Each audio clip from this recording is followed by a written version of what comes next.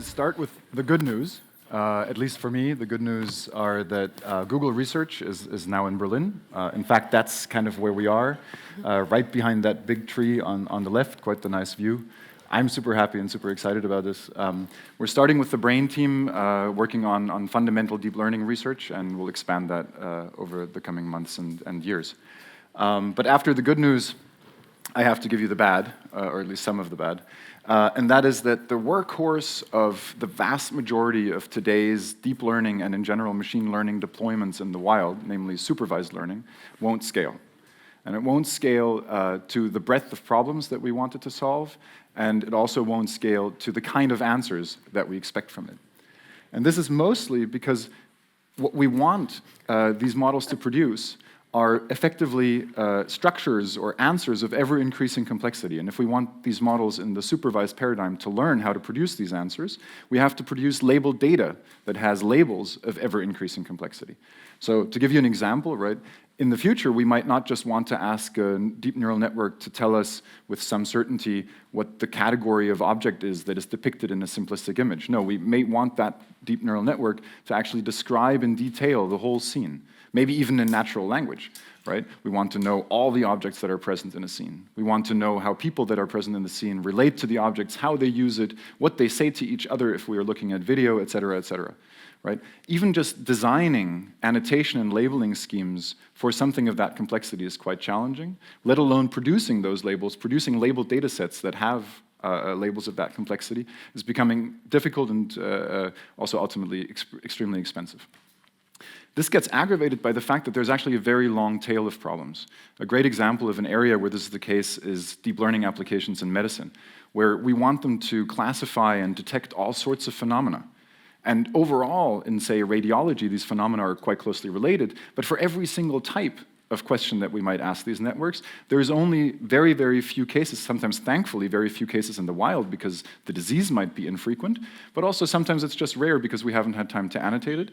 And for every single new type of phenomenon that we want in the classic supervised paradigm, we would have to go re-annotate data from scratch with yet different kinds of labels, and that just becomes uneconomic and in some cases downright impossible to do. Now, there is an alternative, and this is a paradigm oftentimes looked at as reinforcement learning, something that works great for board games. DeepMind has used this for Go and chess and pushed machines to play those games at superhuman skill levels. And that is directly learning in interaction with the environment. And that works great for cases where you have simulators of your environment and where those simulations are fairly cheap. But if those simulations become expensive, or if actually interacting with your environment becomes very costly and maybe even risky, that whole entire paradigm is really quite challenged, right? So imagine you had a deep neural network that does some critical diagnosis in a medical domain learn on the job. I don't think you would really enjoy that all too much. Okay, so ultimately that might not be the exact answer to supersede purely supervised learning either. So maybe we need to look at another page or take another page from kind of the book of how humans learn things, right, and be inspired in yet another way. And looking at this example, for instance, this girl doesn't participate in tying her shoe at all, right? It's all her dad, but it's watching. Maybe sometimes a little bit more attentive than other times. But ultimately, it's probably learning quite a lot about how to tie shoes and how that process actually works before the girl will ever have tried. Maybe it'll continue not doing it because it's enjoying how the dad does it and so forth. But ultimately, by the time this girl tries to tie her shoes for the first time, she will have actually learned a lot about how this works, even without ever having done it. And so one interesting question is, how much can we actually learn just from passively observing the world? Not interacting with it, just passively observing.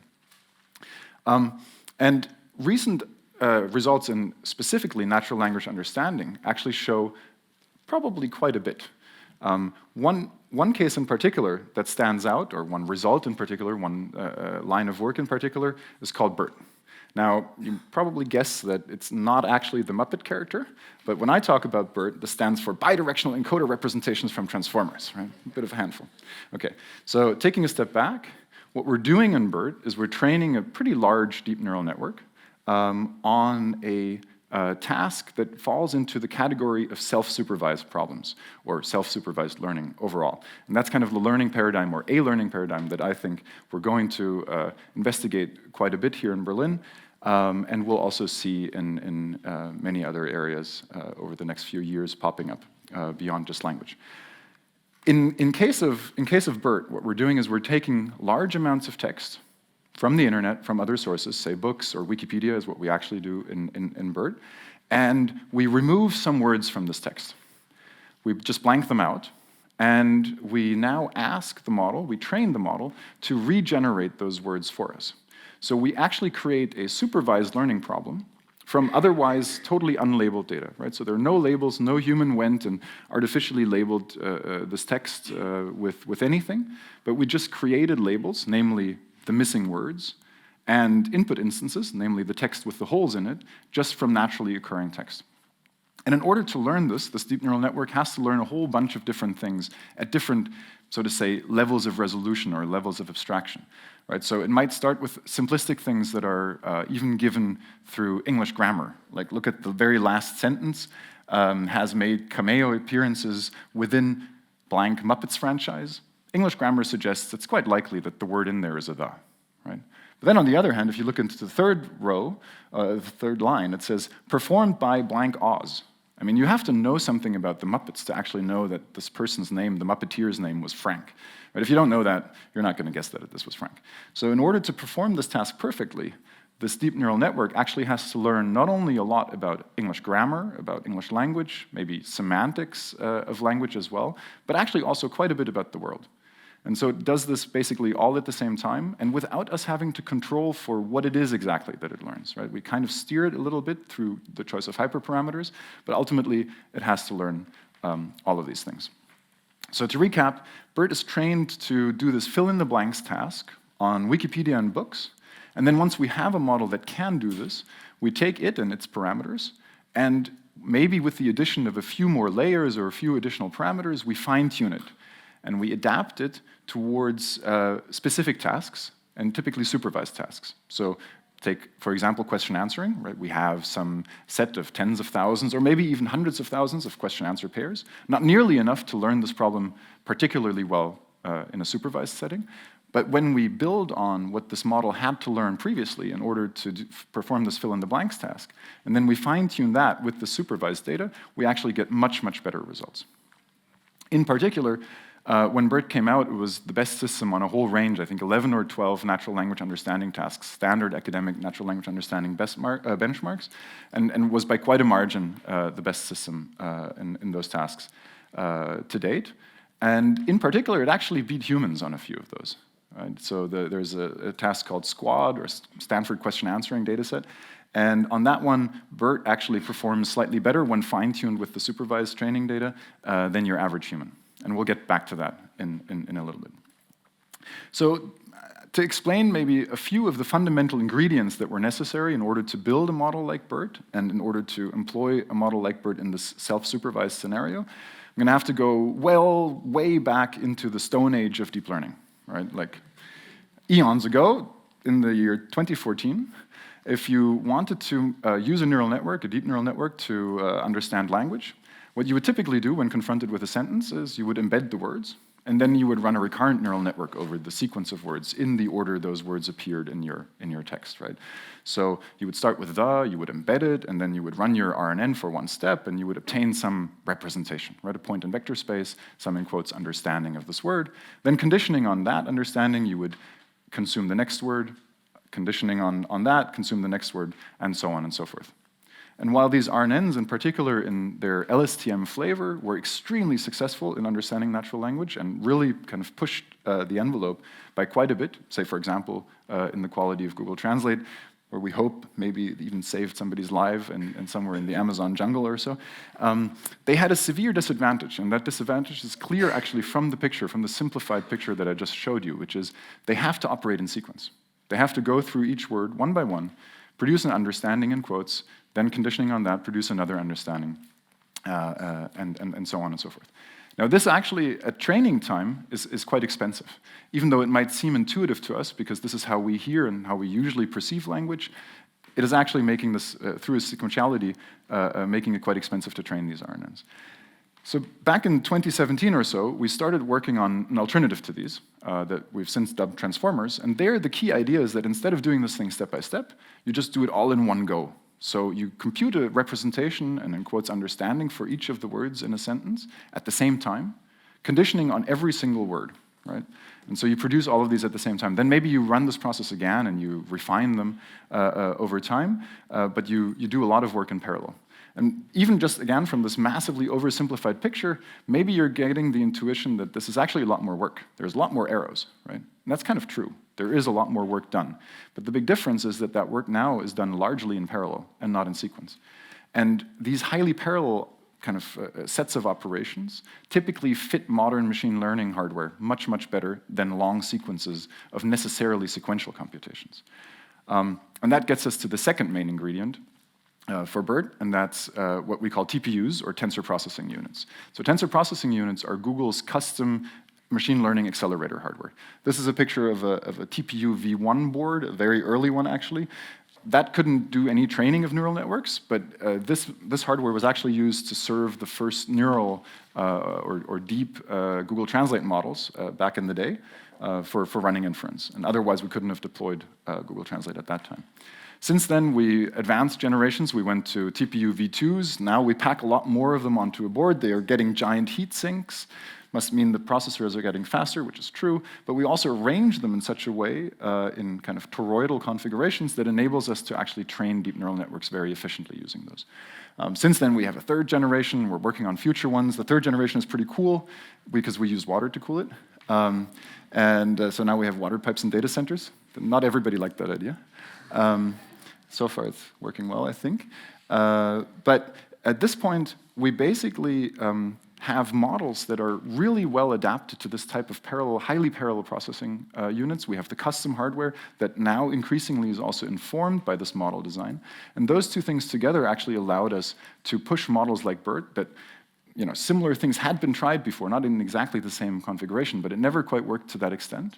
But with those, or in part building on those two main ingredients, Bert suddenly, and similar models since then, OpenAI's GPT-2 comes to mind, for example, have really started to push the envelope in our ability to do transfer learning, and in particular transfer learning in a self-supervised setting for natural language understanding applications. So you might now ask this question: Does a model like Bert understand language, right? Because I just said it's better than your average human on the Stanford question answering data set, so maybe it actually understands language. This might be a philosophical question, and I would say the answer is no. And the answer is no, and in fact the answer is no, not at all, because it doesn't understand the world. It's never actually observed many aspects of the world the way we perceive it, right? In particular, it doesn't understand the visual world, right? It has no notion of space, and also in a certain sense no notion of time, et cetera, et cetera. And while I don't want to go all too deep into kind of the philosophy of all of this, one of the things that you might wonder is, could we apply very similar techniques now that we have TPUs and that we're building more and more of them, and now that we have transformers and other scalable models that fit these TPUs really well, could we employ similar techniques to learn a lot more in a self-supervised manner about the visual world, or about other ways of perceiving the world that are maybe kind of missing pieces, missing puzzle pieces in completing the machine's understanding, or in making the machine's understanding of the world more similar to humans' understanding. And this is a direction that we would like to investigate quite specifically, along with many other groups here in Berlin. To give you a little bit of an example what a self-supervised task could look like, kind of akin to, or analogously to the Bert fill-in-the-blank task for something like the visual world, consider this example. So this is now a training instance for, or basically depicts a training instance for an even larger deep neural network. This is a paper published late last year, I believe, by a different team in Google Research. And the input to the model in this specific case is a pair of a single frame of a video in color and the remainder of the video where all color information has been removed, right? So it's just black and white. And the expected output, the label, but the self-supervised label, the artificially produced label, is just the original video, right? So data of this form can be generated basically from any video on YouTube. You might not want to have all too many edits and so on and so forth, but you can clearly produce those en masse, right? And This specific example is actually not a training instance. This is the video on the right really is an output example from a real model that was trained to perform this task, namely to recolorize a black and white video given only a single frame in color. Now, if you think about it, how would some deep neural network actually try to perform this task? Right? How would it take the single color frame and the black and white video and then turn that into a colored video? Well, probably by identifying what the objects are in this video and by tracking them through space and time in this video. So saying, okay, so these arms that you see over there, over the different frames, even though they're sometimes blurry, are always the same arms. And so we know what color they had. And these shoes are always the same shoes, and so we know what color they had. And the background stays pretty constant, so we can fairly easily transform that color. So implicitly, maybe this model does this by actually learning how to track objects. So how could we test that? Well, we could show the model black and white video and paint one of the objects and look at how it colorizes that, right? So this is not an artificial video. And these are examples of doing exactly this. So we take a black and white video, or we decolorize some other video, and we now color an object of interest by hand or using some existing method, and then we apply the very same model that was trained on the self-supervised task beforehand. And ultimately, what we see is, even in cases where the objects overlap, where they intersect with each other, where foreground and background change and occlusion order changes, where the pose changes, like in case of those judo fighters in the leftmost image, even there, this model actually manages to fairly accurately keep the outline of those shapes the same. So it has, in fact, without a single labeled instance, learned how to track objects. Right? And this is a really nice example where it's quite carefully designed, but a task that previously was purely in the domain of supervised learning, or at least largely in the domain of supervised learning, can now be largely trained using data that requires no further human intervention, data that just occurs naturally in huge quantities on the web. So in Berlin specifically, we don't want to stop there. We would like to learn much, much more than just tracking individual objects just from observation, right? So we want to take the self-supervised learning from videos and learning for and about videos quite a bit further. So we're still a very young team. We've only just started. Our first publications are going to go out for review shortly. But this is kind of a bit of a preview. So what we're doing here is we have a robot. Actually, this is not our robot, even though we have similar robots. This one is at the University of California, Berkeley, and it just moves around more or less randomly all day long and pushes around objects it bumps into coincidentally in basically this pit full of plastic toys, and there's a napkin in there somewhere, and we just film it doing that, sometimes also from different viewpoints, et cetera, et cetera. And then we take minutes or hours of this footage, and we train a deep neural network to predict the future, or the kind of the remainder of a video, just from the first frame or the first few frames. And now that includes a whole range of complex dynamics, right? So it includes things like lighting, right? You can see maybe that the lighting in all of these is slightly different. And different lighting leads to different shadows, for example, right? So in the second video, you see the arm actually has a pretty clear shadow, but it's in a slightly different angle than on the first video, where the shadow goes a bit more off to the right and not so much forward. And you can see that on some of the videos, there's actually objects interacting with other objects, right? It's not only the arm bumping into something, but something then maybe falls over, et cetera, et cetera. And these are all examples of, still basic, but physical dynamics or physics dynamics. And it's working quite all right, in particular because only one of these videos is real. So the others are actually all made up by a neural network. And I'm at least not exactly clear how quickly I would recognize which one is which. So just to recap, what we're trying to do here is we want to learn basic physics, we want to learn object-object interactions, we want to learn maybe eventually even things like the semantics of objects. What do people typically do with objects? So we have an example, for instance, that's quite nice, where the first frame of a video is someone holding an egg over a pan. And the model just from YouTube has actually learned that the continuation is that yellow stuff comes out and goes into the pan, right? So these are kind of, in a certain sense, almost semantic properties of this egg in combination with a pan, because maybe if you saw the egg without the pan, it wouldn't actually predict that it would get cracked, right? And we want to learn those things just from observation. And our hope is that in doing so, we can then do the same trick that people do with Bert, namely to transfer from the self-supervised setting to supervised settings in which we use massively reduce amounts of labeled data to learn really complex tasks, such as understanding and describing whole scenes, maybe captioning entire scenes. But eventually, at least in the somewhat more distant future, we hope to push this to handling multiple modalities at the same time, grounding language, right? Really understanding how do humans talk about things that they see in the real world, or also how to find things that you might want to see, or even how to generate things driven by language, right? So imagine you have an interactive video editor or other content creation tools where you could use language to change what you want to see or to affect what you actually want to see away from something that wasn't what you wanted to see. But that's still, fairly distant in the future. And with that, thank you.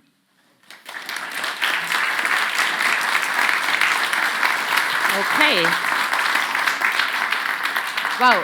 I said that the first thing in the morning. I have a challenge with my colleague next door that I have more people, so I probably have the better speakers. Thank you very much, Jakob.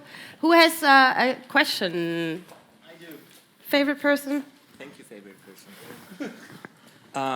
Jakob, awesome talk. Thank you for that. So you said, how can we bring the representations that our models learn closer to the ones that we have in our brain? And I like that question. It's really, really hard, I guess. So what's your stance on how much reality do we have to bring into the data or generation part? Do we need time? And do we need manipulation? Like, I mean, obviously you showed us that you do think you need that, but and what about the task? How much does the task influence the representation? So, yeah, those questions. Basically, my view on how similar the representations themselves have to be to human representations, I'm not so clear on that part. I think what I said was more aimed towards the breadth of sensory input that our machines perceive today is massively narrower than what humans perceive, right? Typically, we expose ML models only to a tiny slice of what humans perceive, and that we need to broaden for sure. Whether this might then give rise to representations that are more similar to human representations or not, I kind of don't even really care about as long as it works. But it might be interesting if they are similar. There's some applications you might want to have those things. Yes. Absolutely, absolutely. So there are some super exciting things that you could do if you did understand exactly how they relate and how similar they are, and so on and so forth. Coming back to another question of yours, because there were quite a few embedded, I'm going to try to piece them back together. So one other is time. I think a good understanding of time is actually rather essential to pushing ML further. There's a lot of debate currently going on about causality and causal learning, and that, to me at least, is intimately tied to the human concept of time, right? And so I think it's a very important topic. It's not necessarily at the forefront of what we're trying to do with exactly this work, but it's definitely something that I think is quite crucial. And then there was another interesting aspect that I forgot to your question. Manipulation. How? Task as informing the representations. So I actually think that it's one of the, in a lot of model-based reinforcement learning work right now, making the representations reward-informed directly is something that is underemphasized, massively underemphasized. Yeah. So. Okay, who's got another question? Yeah, you're first. Can you help me? Thank you. Thank you for amazing talk. I just have a short question. So you showed us a research in which you fit a first frame of video and decolors video. I'm just wondering if there's any research paper where I can read further about this, or blog post maybe. Yeah, Vondrick et al., Carl Vondrick, 2018. Say it again? Vondrick, V-O-N-D-R-I-C-K, 2018. But I can also give you the full list of references offline. Okay, thanks. Wait, I'm running. So, give me back. Who had another question? There. You're first, then please pass it through to him. Yeah, okay. So the standard question about black box. Is there a standard way now that people try to peel back, especially these visually based systems, to try to understand what they're queuing in on, or is it still sort of more of a perturbation-based model where you're trying to, sort of figure out what the model is seeing based on somehow trying to alter it and see what it's looking at? Yeah, ultimately, I mean, it's a fuzzy thing to say whether or not they're based on perturbations like that or on analyzing kind of the potential for perturbations. They still have that flavor to some extent. Research in that area is very much evolving and is making quite a bit of progress. I'm still not exactly sure that I think it is today producing truly actionable results. And also, I don't think we quite have the right tools yet to make it actionable, even if these insights were very concrete, right? It's actually difficult for us to nudge, say, deep neural networks in ways that are not just modifying the training data in a certain kind of targeted manner. And that's definitely still quite a bit of an unsolved problem.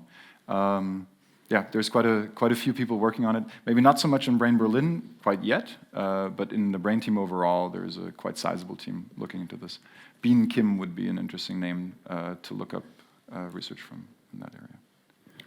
Okay, I think we've got time for 2 more questions. Yeah. Can you? Thank you.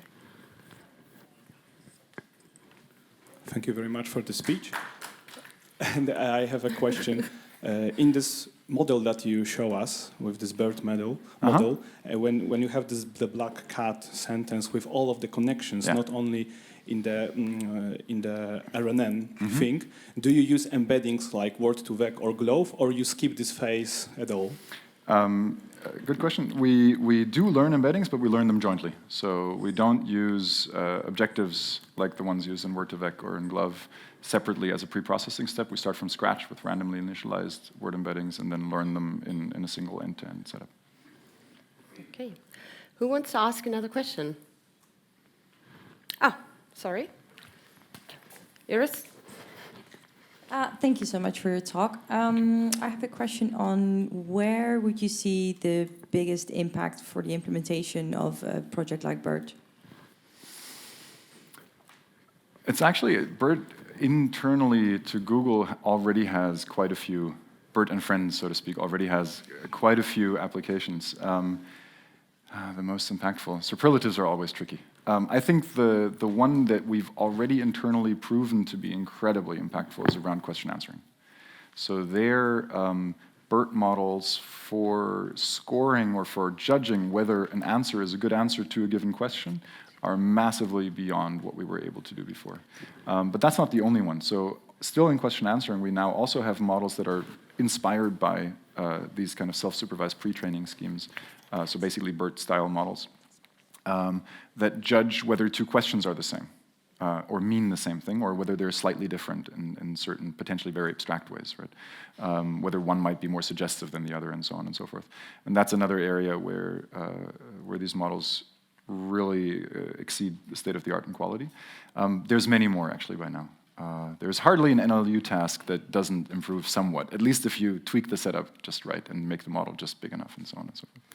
How about the visual... Hey, oh. Sorry.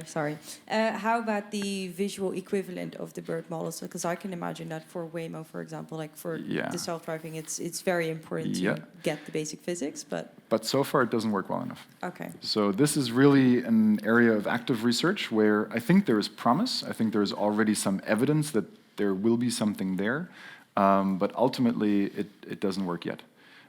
Or doesn't work well enough yet. I think the colorization work or tracking work that I showed, even in Vondrik's paper, in College paper, they're getting very close to supervised baselines, but they're not able to exceed them.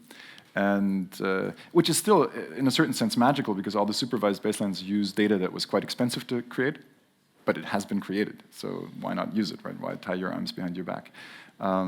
I think it's a question of time. I also believe quite strongly that it's a question of model size. So Bert uses 64 TPU V2s or even V3s for about 4 or 5 days to train a 350-odd million parameter model.